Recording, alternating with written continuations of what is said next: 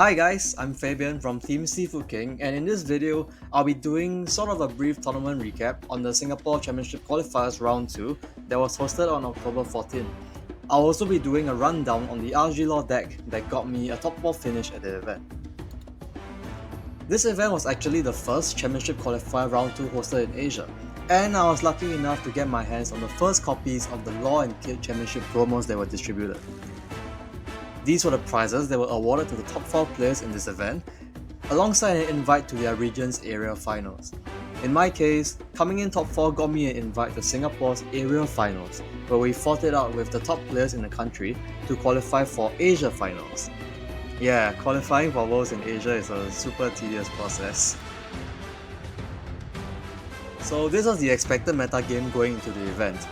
Do take note that it was only 1.5 months into OPO5 for us, so Sakazuki as a deck hasn't been soft yet during this period, and also, Green Uta was not legal for the event as it came out during the same weekend. This was a good thing for me as it was one less matchup I had to worry about, and in my opinion, Green Uta would have been a pretty decent meta contender at this point in time due to the deck's strength and accessibility that came from it just being a starter deck. The metagame was expected to be mostly purple Luffy and yellow NL, and most of the good players that I knew were going into the event with RG Law.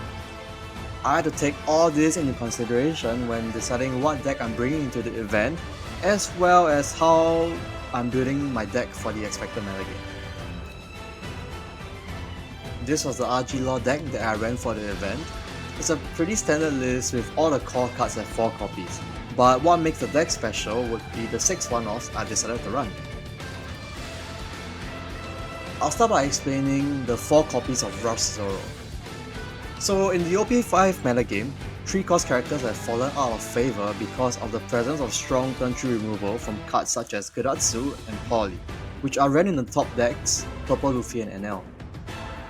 Cards like Niiko Robin and Zoro, which need to stick a turn to get value, are gonna get removed before they even get to work, causing us to lose a lot of tempo. However, we would still want to run 3 drops in order to reinforce our blocker law turns, and Rush Zoro was just the best candidate. With the Rush ability, he can get value and put immediate pressure on the opponent the turn he is played, which was why he was the most ideal 3 drop for the deck at this point in time. Next, why Sanji? Sanji is a must for the yellow NL matchup. Sanji's ability allows us to draw cards from our life, which serves as a counterplay to the staff playstyle that yellow NL adopts, where they will simply not attack our leader at all in order to deny us of resources from our life cards. We can also use Sanji to deny their Geratsu or Yamato's reach, as their removal depends on the amount of life we have. Denying Yamato's reach is especially important as we do not want to give them access to a pop on our 5 cost characters.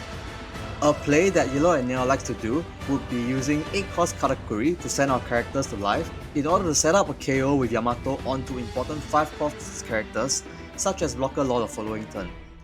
If we have Sanji, we can use his ability to draw from our life the turn prior to Yamato being played, so that we can possibly deny that, which is why Sanji is super important in this matchup.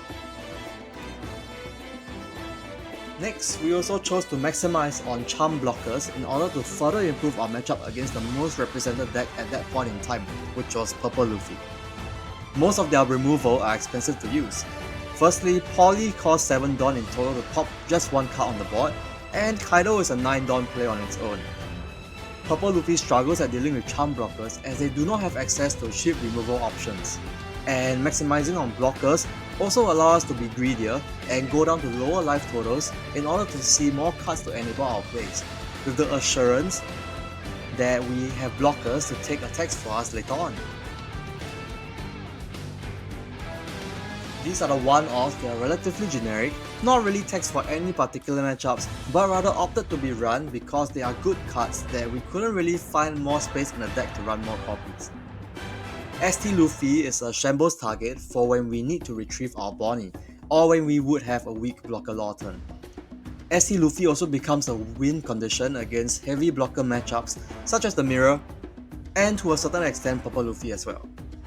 Next, Film Brook enables us to have the hero factor when going second. Brook into Zoro into Shambles the following turn is every law player's wet dream. Brook also acts as our law at home when we don't have blocker law, as we can still have strong Brook into Zoro Shamble turns. And when I was deciding what was the last card in the deck I wanted to run, I decided upon 2-cost Brook, as it was the 2k counter that offered the most utility. 2-cost Brook allowed me to have more freedom with my Dawn, and also helps to set up a restand law play without losing Dawn efficiency. X-Drake, my MVP of the event. I saw this guy in almost all of my games, although he was only ran as a 1-1. The main reason why I decided to run X-Drake was to have an answer to Purple Luffy's 4-cost vanilla or opposing Rouse Zoros. Similar to ST Luffy, he fills up the gap whenever I would have a weak blocker law turn, as it was always the better decision to Shambles into X-Drake to pop a card on the board than to play a blocker law with no substance. Honestly, the best decision that I've made for the event. A new addition to the RG Law arsenal, 1-cost Niiko Robin, introduced in OP05. Being a 1-cost Red Strike character meant that we could fetch her with both Nami and Dadan, and also buff her up with Makino when required. This was the tech for the RG Law mirror. She allows me to take over the board as early as turn 1 if I see her. Cheap removal that can potentially stop a turn 3 Shambles in the mirror. She can pop almost any character in the mirror, as seen Bonnie, Bitch, Chopper, Otama, Nami, Makino. So many targets for us to pop in the mirror. And in the mirror, if they get greedy and play down on Bonnie early because they feel that we don't have an answer, we can punish them with Niiko Robin. And also being able to get rid of charm blockers so we can contest the board is huge as well. Coincidentally, we can also pop 4-cost Rebecca, which was not something I actually had in mind when I decided to run Niiko Robin. But it's a pretty relevant interaction in the current metagame we have right now. And at that point in time, some Purple Luffy lists were running Higurashi. So if we had Otama, we can use 2 Dawn to pop a blocker on their board. Pretty cool interactions that we have with this card, and one of the main reasons why I was able to comfortably win the RG Law mirrors that I faced. Lastly, ST Nami. This is the tech for the 6k leaders, allowing us to swing with our leader every turn for free essentially. Also relevant into Purple Luffy because of the presence of 7-cost Kid, which bumps up their leader by 1000 power when he's played or when he's attacking, making Purple Luffy a 6k leader whenever Kid appears or sticks on the board. At worst, ST Nami is extra copies of 2-cost Brook, and also a target for Dadan. However, do take note that this card cannot be fetched by Searcher Nami because she shares the same name.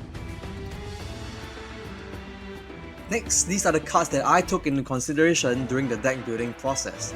If Green Uta was legal for the event, 8 Kid was a definite inclusion because it was an instant win button against any green deck.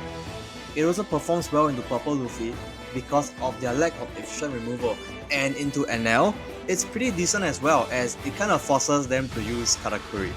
If they don't have Katakuri and 8k sticks for a turn, it almost cements a win.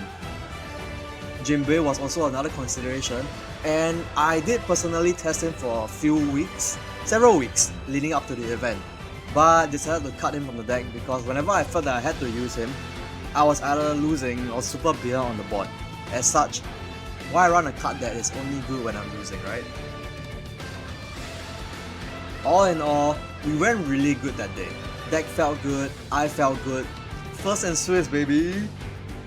I didn't have any bad games until top 4 where I bricked hard against Sakazuki, but hey, it's variance that I have to accept when I'm running RG Law. I'm more than happy with my result, and I still got all the pricing as well as the sweet invite. The only thing I was short of was a trophy, but it's no biggie because we got one later on anyway. On to closing thoughts. RG Law was definitely the best bring at that point in time. Although Sakazuki won the event, it wasn't a deck that we expected, as the list at that point in time wasn't as refined as it is right now. It was still running cards like Mihawk, Zep and Kaido, so it was still a pretty traditional big Sakazuki list compared to what it is right now. It honestly felt super rewarding to make the right meta call and take home a win with my pocket pick RG Law. Many have known me to be a whitebeard one trick, but I have always had RG Law as the next trick up my sleeve since OPO1, so it kind of felt good to win with a deck that I always wanted to win with. If any of you are considering to bring RG Law into OPO5 events, please ensure that you have sufficient practice and knowledge of the matchups. One misstep and you will be the one in shambles. Law is a super rewarding deck to pilot, but also a super punishing one when you make misplays. Not exactly the best bring right now because of the new and improved Sakazuki deck, but I would say that RG Law is the next best thing if Sakazuki gets hit by the EN format's occasional emergency ban list. Or you can just be lucky and not get matched against any Sakazuki, right? RG Law honestly wins everything else, but the caveat is you need to be playing perfect. One misplay and it's usually a loss on the spot. Well, that's all I have for now. Stay tuned for my Indonesia and Malaysia 3-on-3 recap next. Make sure to check us out on Patreon if you're looking to elevate your gameplay, and follow us on our socials. Remember to like and subscribe. Peace!